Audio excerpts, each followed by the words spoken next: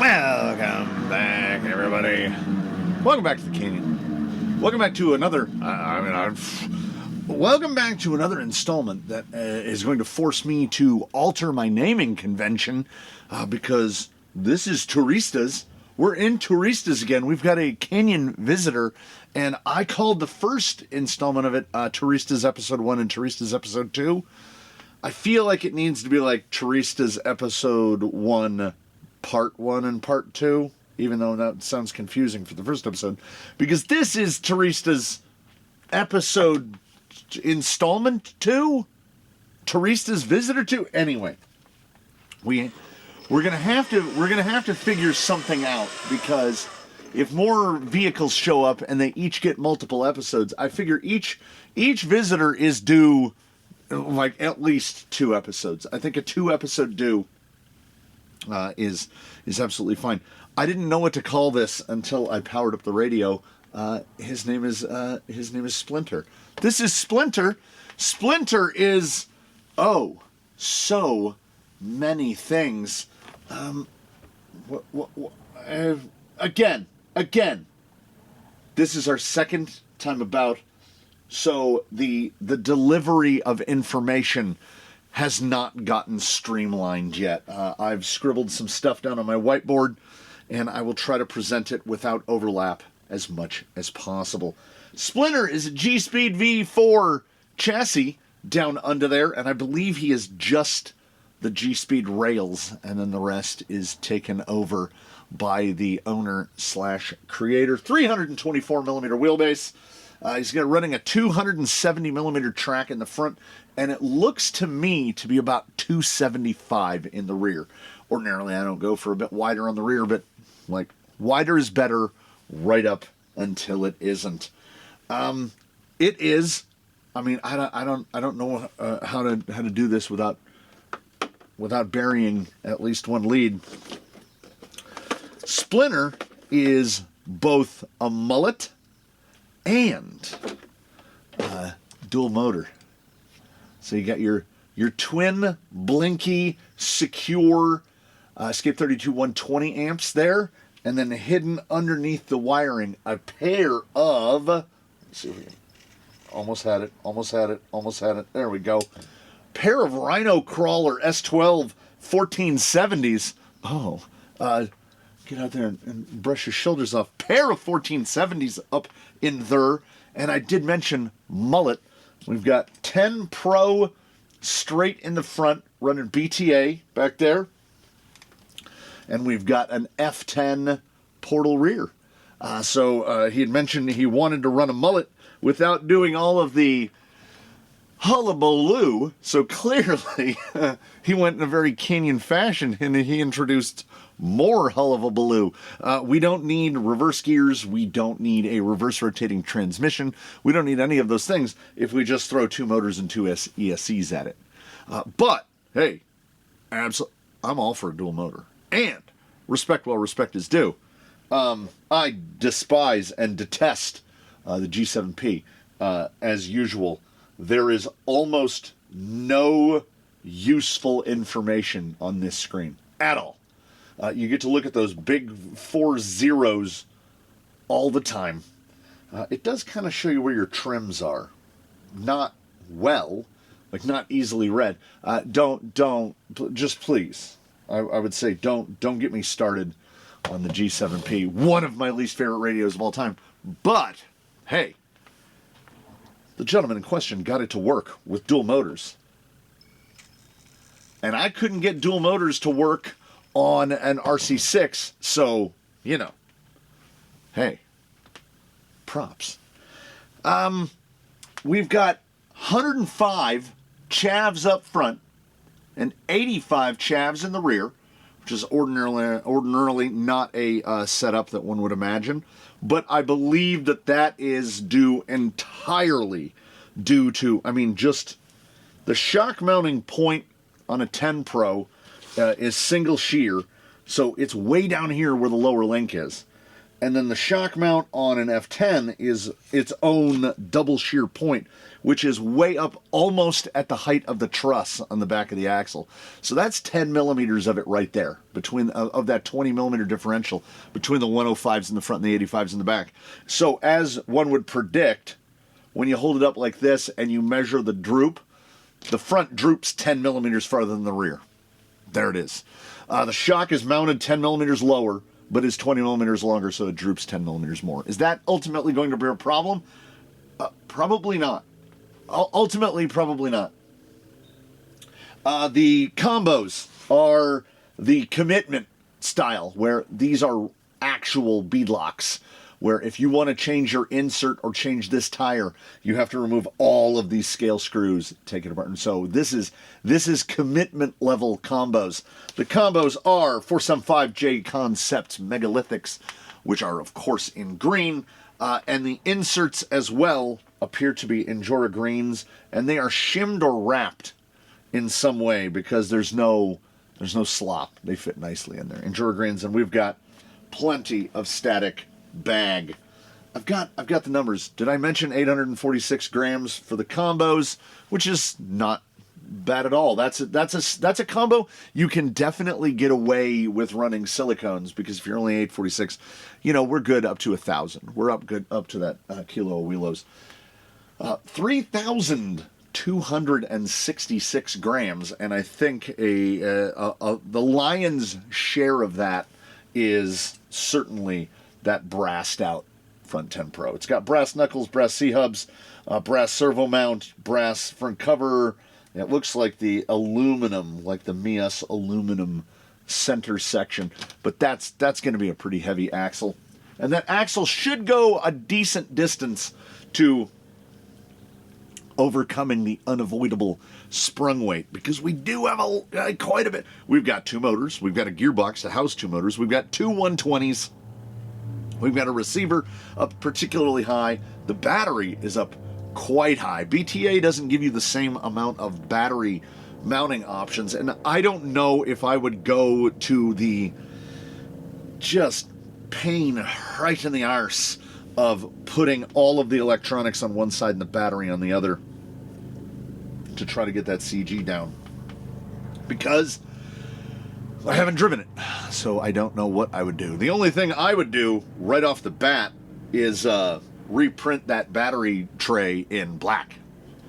It is very glaringly white. We've got the cut down, what are these for?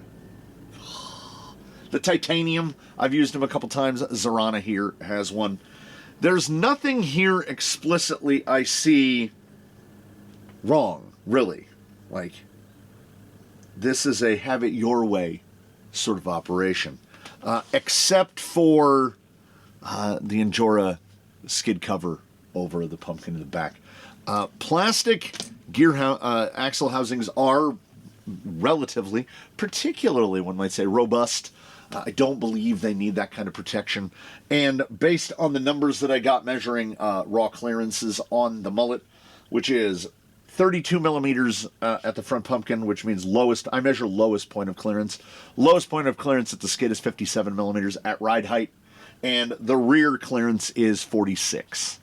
Typically, I would like to see that last number. I would like to see the rear number and the skid number somewhat closer together.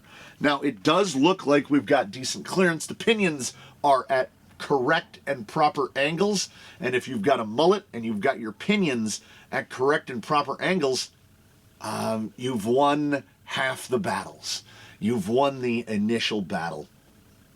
He is running a full height in the front, and I don't tend to run a full height servo BTA straight axle, only on a portal to get that additional ground clearance. So I would think that something low profile would probably be less, yes, would be a little bit less rock bangy, but getting low pros / half heights is becoming more difficult by the day. AGFRC is not shipping the good ones to the United States. Ones like the RS700 from NSTRC are overwhelmingly expensive. You're looking at about $125 to put a modestly decent low profile in there unless you're willing to run 4S full time, and this is absolutely not an operation where I would run 4S full time. That would be the AGFRC A53. So I have little. There's things that as a dude who has built perhaps one too many of these, perhaps. There are little things that I have to embrace another part of the triumvirate and let it go, man. I got to let it go. G7P, absolutely not a choice I would make. I would not run a cover. We've got rail, and then we've got a cutoff piece to space it out to me. And I understand it's to lengthen it, to get it out behind the body. I don't like that at all. I don't like that at all. But you do what you indeed have to do. The chassis is broken. That is this is me covering. The chassis is broken, and he has fabricated a little stitch to hold it back together. Beep, beep, beep, beep. So I didn't break it yet. I haven't broken it yet. It came partially pre-broken. It does indeed have. It's pretty crazy. So here's and this is an associated trophy rack. So there's that. Also, in terms of things that are just cosmetically white thing, spacer. This I understand. I've used many a body that is not intended for the thing that I'm using it for.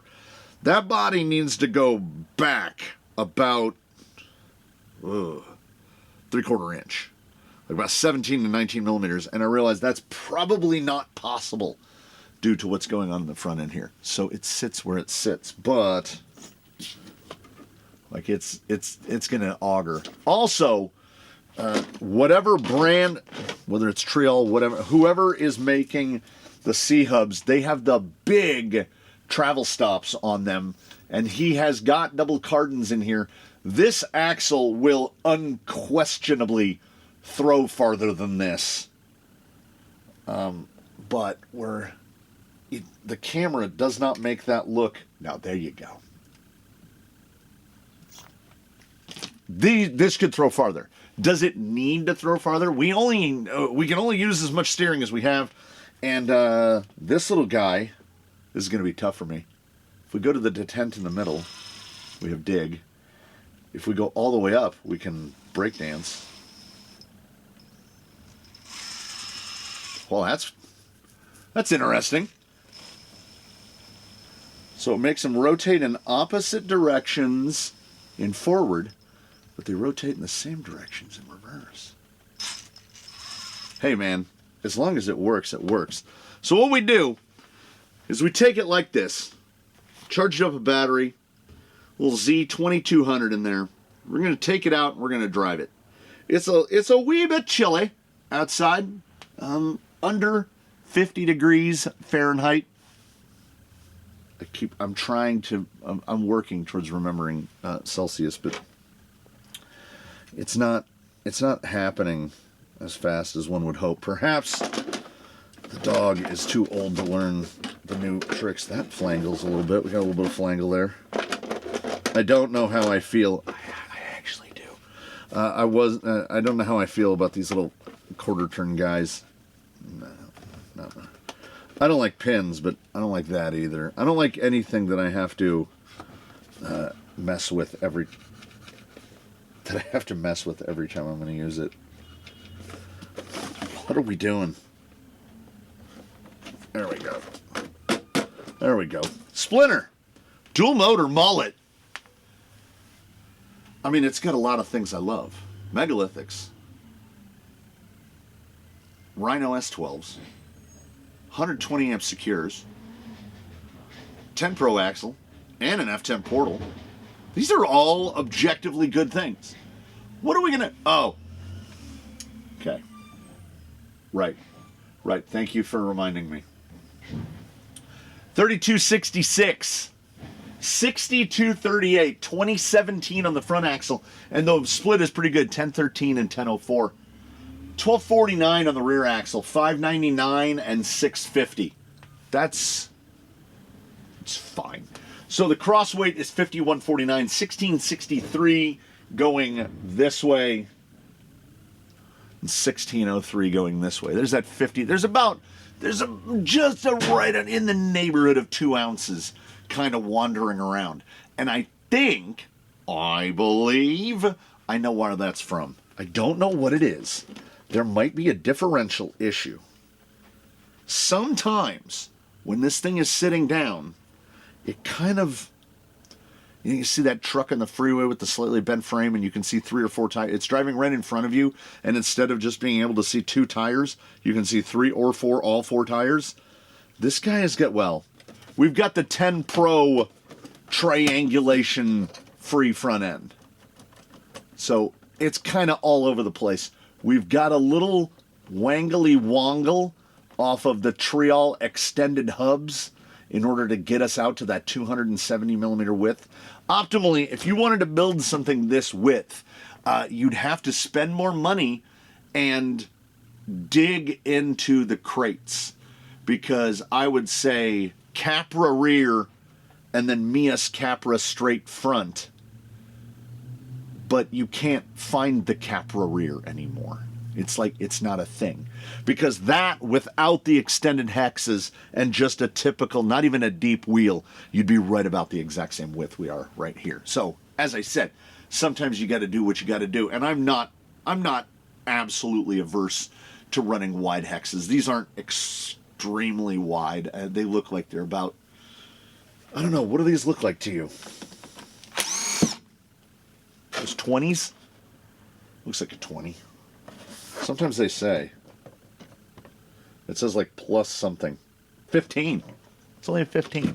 So that's not excessive by any means. And I don't know. I don't know until I've put it on the rocks and found out. And then we're going to do what we're due. We're going to do the Tourista thing, which is, hey, what's up, bird? We're going to take them out onto the rocks, and we're going to hit some spots. And I'm going to see what I like and what I don't. And then I will make some small adjustments accordingly. And then we will send it back on its way. That's how Touristas works. I'm waiting for the day where something shows up and I go, it's great. It's great. I'll drive it a little bit and then we'll send it back. And then they'll only get 1 episode. So this is Touristas Volume. This is Touristas Volume 2, Episode 1, Splinter, the dual motor mullet. And he's headed out to the rocks right about now. We roll out onto the course, and it's all of the usuals. Summer has just spontaneously ended.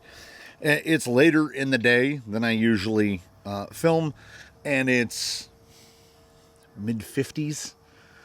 So like 13, 14 degrees Celsius, about 50% relative humidity. You can still see evidence of the rain that just passed by. The biggest takeaway driving this from shop to course is I'm never going to like the FlySky G7P. It fails on too many fronts. Like, it ergonomically, I despise it. Like, okay, do you see right where that's where I have to put my finger. You already see the little dent from driving it? That's where I have to put my finger, because it doesn't fit my hand. It has a gigantic screen that's useless. It provides virtually no useful information. You just have those 4 goose eggs staring at you every day. And that is before we get to the apocalypse that is the menu navigation. And then, like, it doesn't have a good feeling trigger. The steering wheel, the gentleman printed out this little 3D print guy. Like, the wheel throws too far. But this added weight really helps counterbalance the steering. So the steering doesn't feel too bad.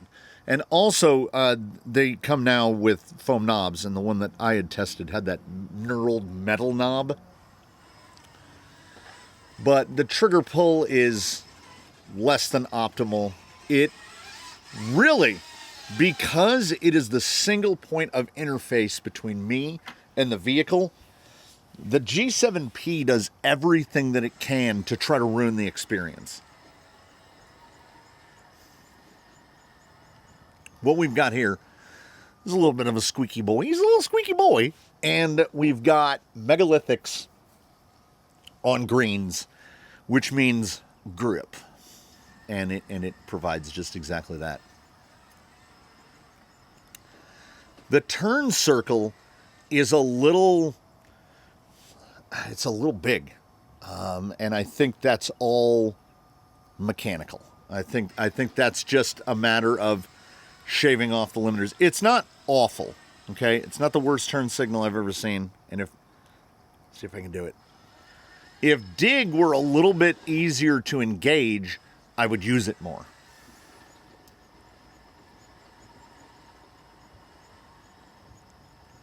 I think also, I'm looking at the deflection we're getting.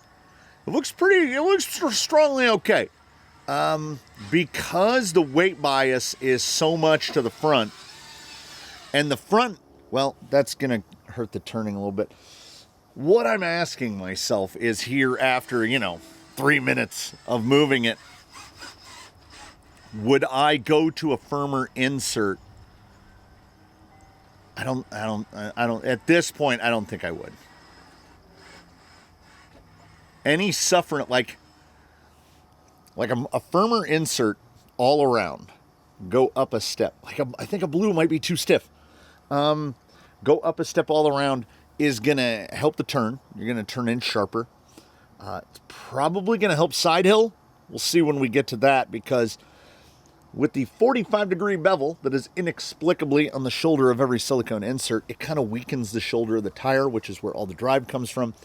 So you get some floppy action. Again, nothing to do with the vehicle here. That is just we're just talking about what silicone inserts do. This thing, I will say this. Again, we're only a couple of minutes in. But, A, it doesn't feel like a mullet. It just drives real nice and balanced. And it doesn't really feel dual motor either.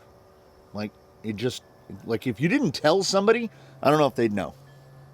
Right? It feels so far, again, after a few minutes,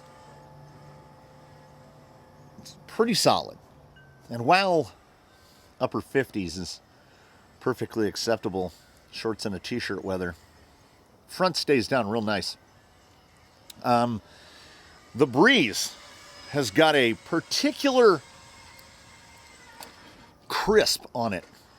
Hits you in the backs of the arms and the back of the neck, and you go, ooh, that's got a little chill. Very nice. Very nice. The static bag working for us. We've got a good amount of deflection. I feel like it's making the front a little smushy, right? We go right over toward the fence side. But not like, nothing I've seen yet indicates that they're over soft. You can better, much like a little bit over damped is better than a little bit under damped. I would say a little too much bag is better than not enough, because if they're firm, you're gonna skate around, and we get good deflection there on the front. What I will give it is this: it doesn't feel like a one-trick pony, right? It's not just about ascending. We've got that push out in the front, which is something that I will make an effort to address. That's real nice. That's real nice. I will definitely address the squeakering. It sounds like he's hauling mice. But he did drive this here himself a little bit in a little bit of a rainy condition. So it's not unexpected that this thing would have a little squeaker too.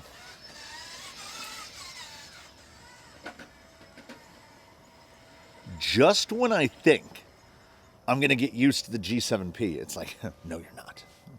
No, you're not.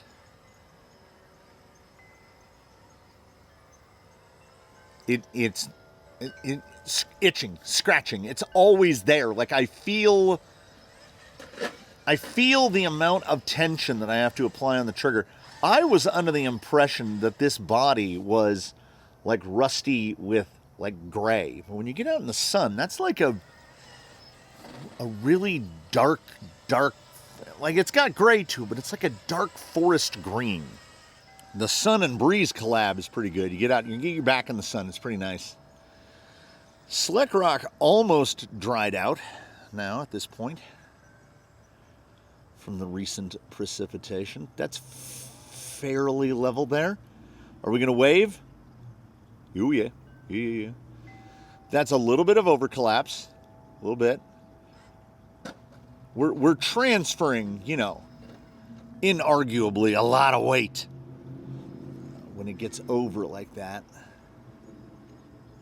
And you get it lined up straighter and it just straight up. Now, right there. When that rear gets that load on it, it seems to really only want to wave passenger front, right front, gets it up in the air. I also think, we got a couple minutes in. I think I will make an effort to equalize that droop. I think if I just move the front chassis side shock position up, that'll take 5 millimeters out of it.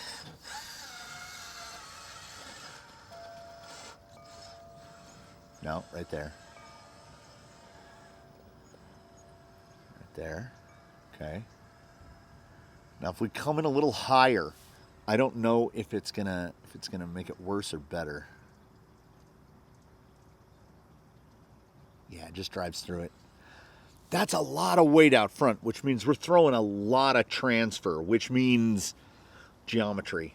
And he's in the longest link position, uppermost hole on the chassis. There's not a lot of room for adjustment on the chassis. That's never stopped us before. I will take a look at it. I will see what we're working with, and I'll see what I can do to institute what I would call my remedy. Yeah, that you got two things. You've got the torque of two S12s, and I run a single S12 in my second Jolly Green 6x6. So there's more than enough power in here. But what there also is there's more than enough, because we've got one motor just driving the rear axle, one just driving the front. There is enough to do two things. There's enough to absolute 62-38 weight distribution. There's enough to drive that nose into the sky. And there's also enough to hold it there. Little reverse. Pow. Just straight up. Just lifts it so fast. I would like to remedy that if I can. And do I know I can? I don't know. I'll give it a shot. Because I have notions, borderline ideas, that I would like to institute. And as always, the question is, are they going to work? That's the question I question myself. I'm just thankful. Mullet stuff. Just right over that. If the front clears, if the front will clear, so will the rear. We're going to hang that diff cover? Heck yeah, we are. I theorize, without that diff cover, we're over this. Yeah, see, once we're past it, it'll hop out the mechanical pretty quick. The owner-operator also stated that he did no tuning of any kind to either of the secures, and I'm trying to think. Yeah. I can futz with them. Yeah.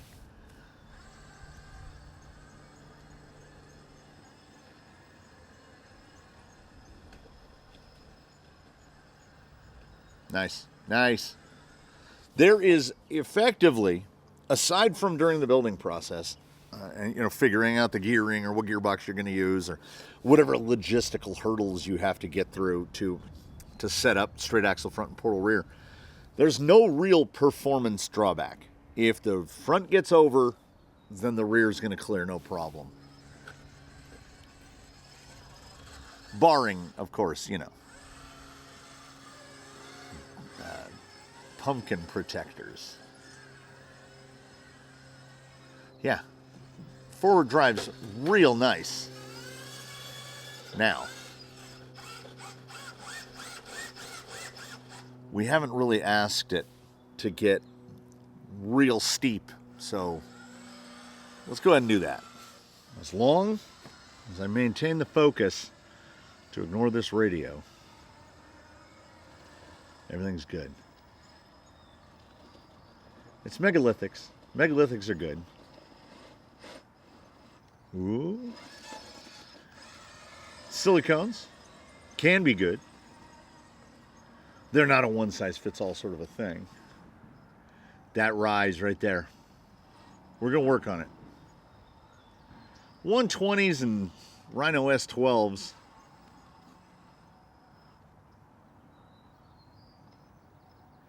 Yeah, right there.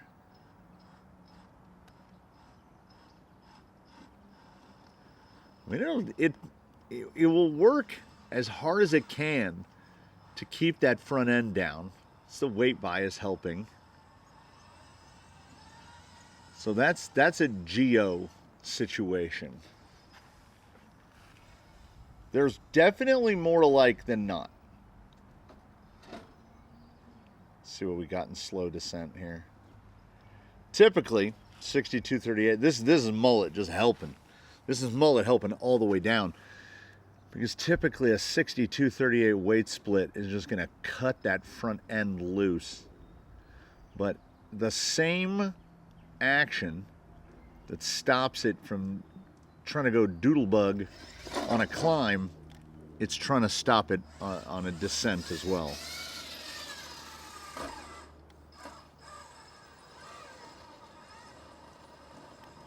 Now, yes, if there was slightly less static bag in the front tire, we'd have more front clearance. We could clear over better. But, it's a compromise both ways for sure. Mags. See if I can grab a hook right here. Yeah, right there. Cross. Nice. Nicely done. Okay, blind descent. Why not? Hasn't been upside down yet. We got to do something about that. Hug fence side. Yeah, well, we sort of it counts. We got out of it. I didn't have to get up. So turning circle is up there. Geo, rear link positions. I will take a look. We'll see what we can do. I will speculate and say that because of that right hand high throw, we need that right hand to grab across that shadowy rock that's right above the hood. We need to hook that. I don't know if we're going to be able to hook it. We're going to come across right here. Really, really loose in the front end. Real light. Okay, cutting it back. Come on. Come on, give me a hook. Give me a hook. Oh, yeah. Oh, no. No. You can, yeah, okay. So I believe this is correctable. This is correctable stuff. Because knowing that it wants to throw right front high, I just tried to transfer the weight so that it couldn't. And when it tried to lift the left front, we threw a little steering input into it and it just stuck it right back down. It's pretty good on the descent. Even with a G7P, you can get a pretty darn good level of throttle control with 2 speed controls and 2 motors. There's sure, it's a hurdle and or series of hurdles. but those motors are working half as hard.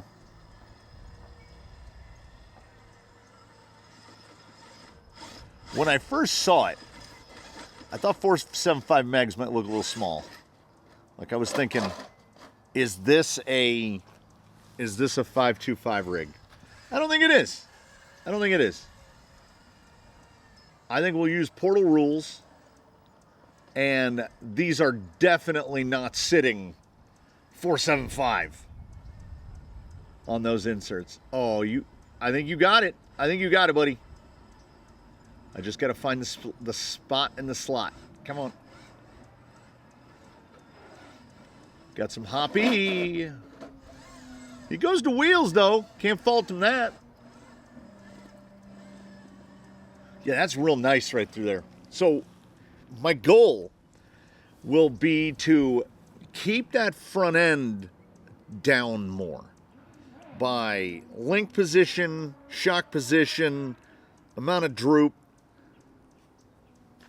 Do I want to move the battery lower? Ugh. That's what I'm really questioning.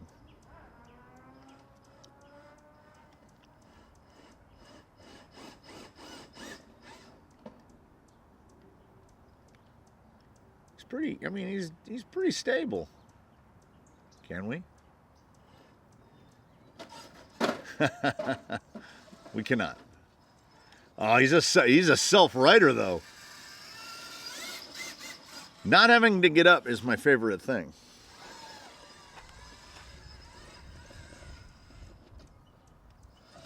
Just there's a real behavior when it gets the nose up and that weight transfers over. Like I don't want to get into changing the DNA of things. I want to adjust and tweak and tune and go from there.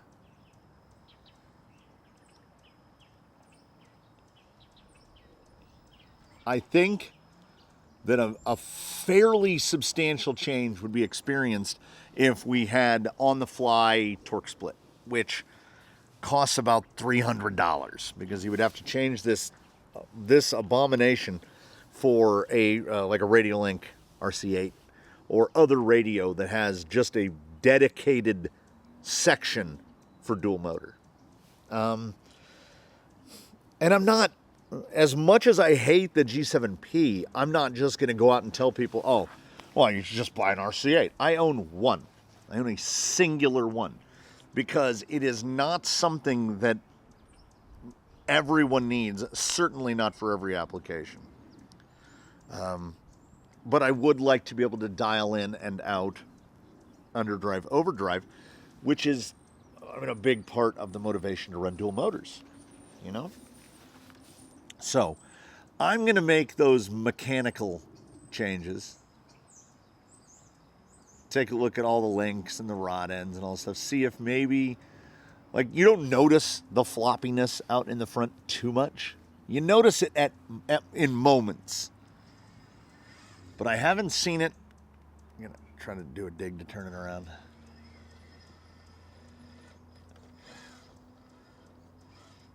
That's still so weird. Because of the way the channel mixing is working, we've got dig going forward and then you can just reverse and it's all four. What happens if I go all the way? Oh, yeah. We get this maneuver. We get the tank turn. How does the tank turn descend? Hold on.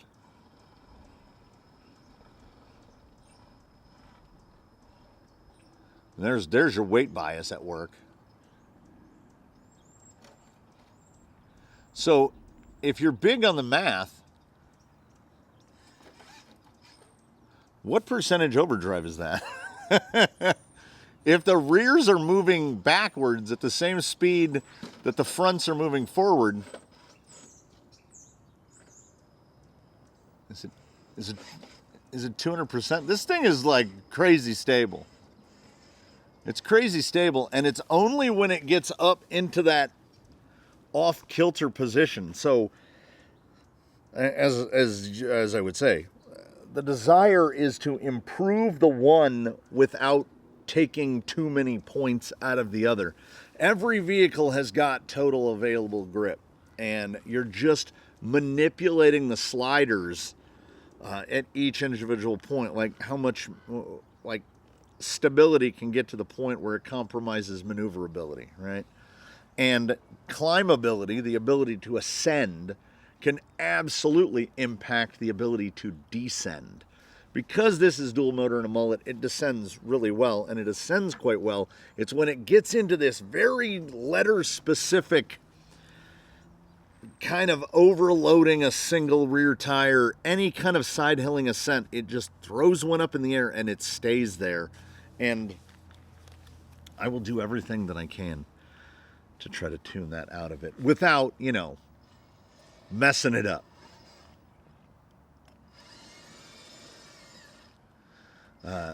Dual motor dig is very good, as one would expect.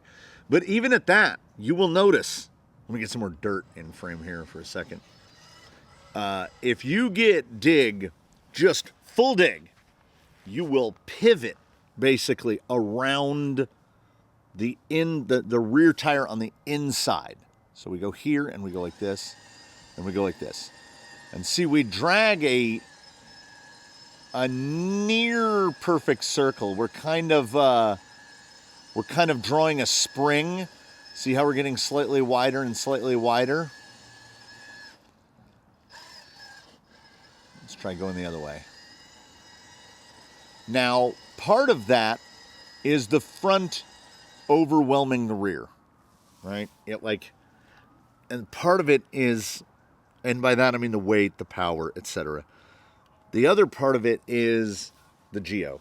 Like I want a dig turn. I want to be able to pivot on that tire. And I'm going to try. I make no guarantees, but I am going to try.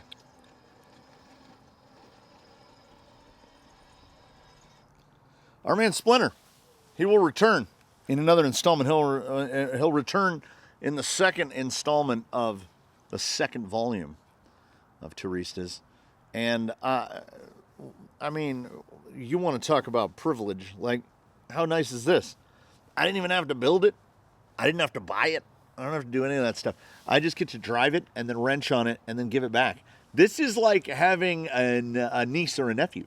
Like, they come over and you can give them gum and candy and then they go home. So we'll see Splinter again, and we'll see what I do about the steer, the mounting, the link positions, all of that. I spend a couple days on and off tinkering with it, making adjustments, and then we shoot a video, and then it goes back to its forever home. So in between now, we'll do this out of order. In between now and then, everybody, I would at least hope that you would one and all do your very best to have a good run, everybody. We will see you again here from the canyon with whatever other thing we happen to come up with. We've been pretty lucky. First two volumes, solid, right off the bench.